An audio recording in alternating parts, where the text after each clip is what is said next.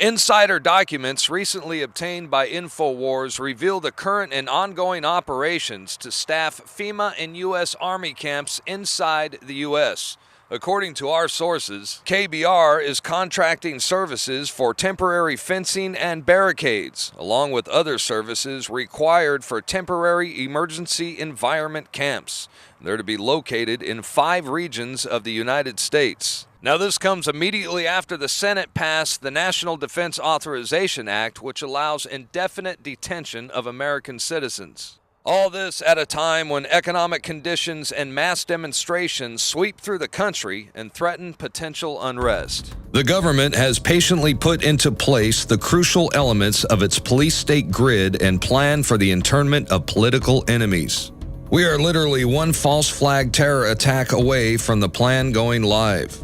As the Department of Homeland Security and establishment media keep telling us, the next terror event will be on American soil and carried out by domestic patriot political groups, not Al-Qaeda.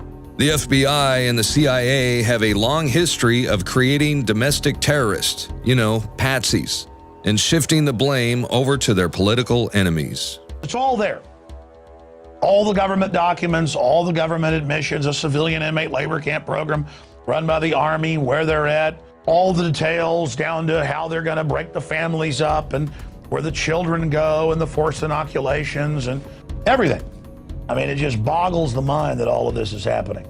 The fact that detention camps are being constructed inside our country and are now being staffed and readied for emergency situations, what can no longer be ignored or ridiculed as a conspiracy theory. Senate committee hearings and official Homeland Security documents further illustrate the mindset of our federal government as they classify homeschoolers, gun rights activists, constitutionalists, and returning veterans as potential terrorists, by default creating an entire nation of radicals and revolutionaries, where everyone is a suspect, equally guilty until proven otherwise. I'm Darren McBreen for InfoWars Nightly News.